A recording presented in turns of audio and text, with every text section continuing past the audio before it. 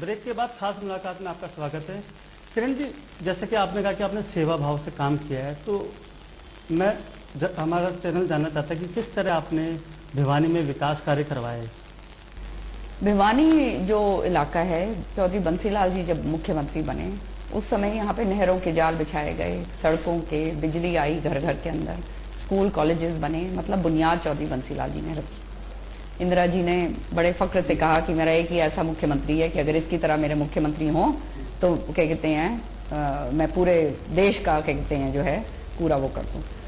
बात ये है, उनके चले जाने के बाद मध्यम की जो भी सरकारें आई, उन्होंने भिवानी को यहाँ से जीत के जरूर निकले अलग अलग पार्टी के लोग, लेकिन भिवानी को बिल्कुल नजरअंदाज कर दिया। नतीजा ये हुआ, भिवानी शहर, लोहारू, दादरी, आपका ये है जो तोशाम, फिर आपका ये बाडड़ा, और उधर महेंद्रगढ़ का जो इलाका है सारा का सारा, 4 हल्के इधर, और इस तरफ ये इलाका जो है बहुत ही पानी का प्यासा इलाका है। और पानी यहाँ पे बूंद पीने के लिए नहीं, गांव गांव के अंदर हमने जलघर बनवाए, लोहे की पाइपलाइंस डलवाई हैं। भिवानी के अंदर आप अगर जब बारिश आ जाया करती थी तो हफ्ते हफ्ते भर जो है पानी इतना इतना खड़ा रहता था। सीवर बिल्कुल टूट चुके थे, खत्म हो चुका था, चौधरी बंसीलाल जी के समय पर था। बिजली के बुरे हाल थे। सारा का सारा पूरी नए सिरे से एंड टू एंड जो अनऑथराइज्ड कॉलोनीज थी उन्हीं के अंदर भी सारा हमने क्या कहते हैं कानूनी तौर पर काम वहां पे भी करा, सीवर, पानी सब कुछ दिया। ऐसी ऐसी टेक्नोलॉजी लेकर आए कि जहां घर थे, तंग गलियां थी, वहां पे सीवर खुद नहीं सकता था। अगर सीवर खुदता तो वो घर ढह जाते, तो अंदर मतलब अंदर जाके जो है वो CIPP टेक्नोलॉजी, और वो जो नीचे जाके जो दिल्ली मेट्रो रेल के जो टेक्नोलॉजी इस्तेमाल करी कि अंदर जाके जो है वो खुदाई होती है, वो सारी चीजें जो हैं इतने महंगे स्तर पे हमने यहाँ काम करा। आज भिवानी के अंदर बारिश हो जाती है, कोई भी ऐसी जगह नहीं है जहाँ पे 3 या 4 घंटे से ज्यादा पानी ठहरे।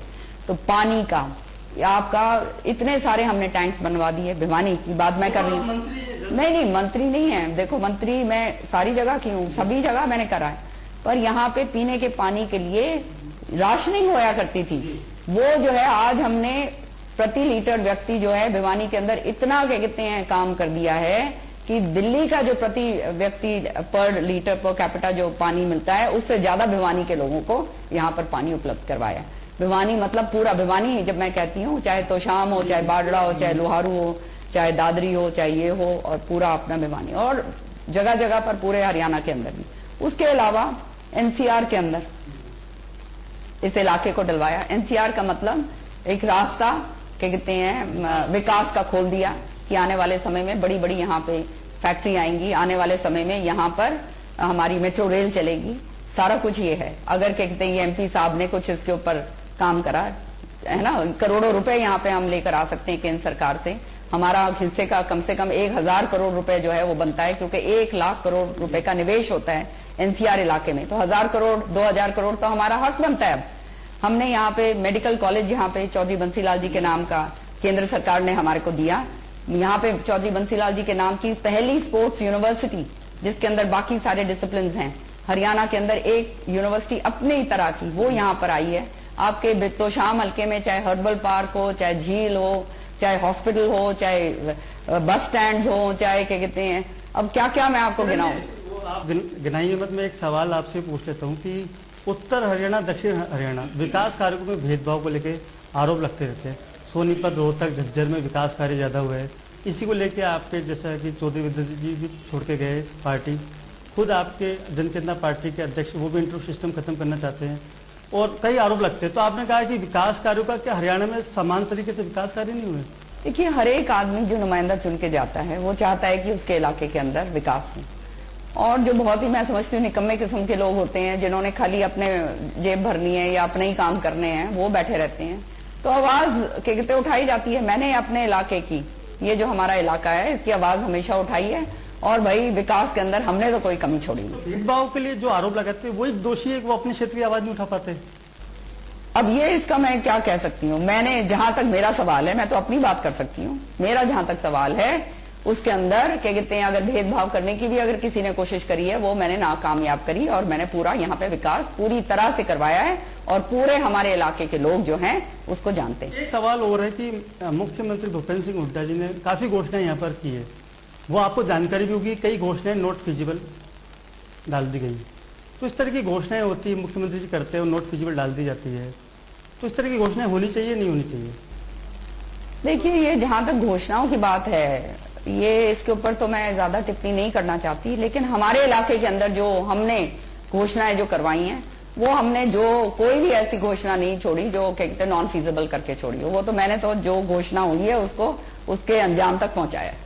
एक सवाल मैं और पूछना चाहूँगा आपसे कि जैसा कि आपकी महत्वाकांक्षा क्या है? आपने कहा कि सबकी महत्वाकांक्षा होती है, आपके हम भाषण सुनते रहते हैं, तो आपकी क्या महत्वाकांक्षा, मतलब? मैंने आपको अभी पहले आपके सवाल पे बड़ा जवाब आपको मैंने दे दिया।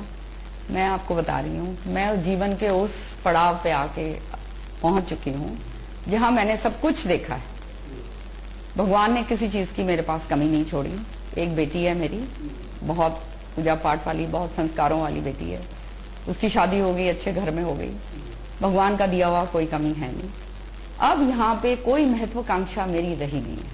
मैं यहाँ पे केवल सेवा के लिए हूँ।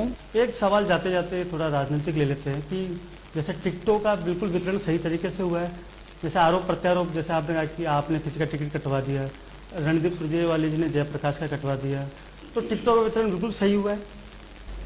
देखो, ये तो मैं कैसे कह सकती हूँ क्या सही हुआ और क्या नहीं हुआ। मैं इतना जानती हूँ कि टिकट मांगने वाले कांग्रेस पार्टी बहुत बड़ी पार्टी है, नेशनल पार्टी, और सब जानते हैं कि कांग्रेस पार्टी राज की पार्टी है, राज करने वाली है। तो स्वाभाविक है कि बहुत सारे टिकटार्थी जो हैं वो एक सीट से आते हैं।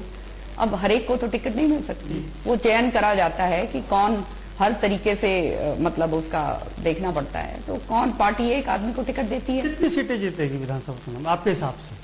कांग्रेस पार्टी निश्चित तौर पे तीसरी बार सरकार बनाएगी हरियाणा के अंदर, आप मेरी बात मानिएगा।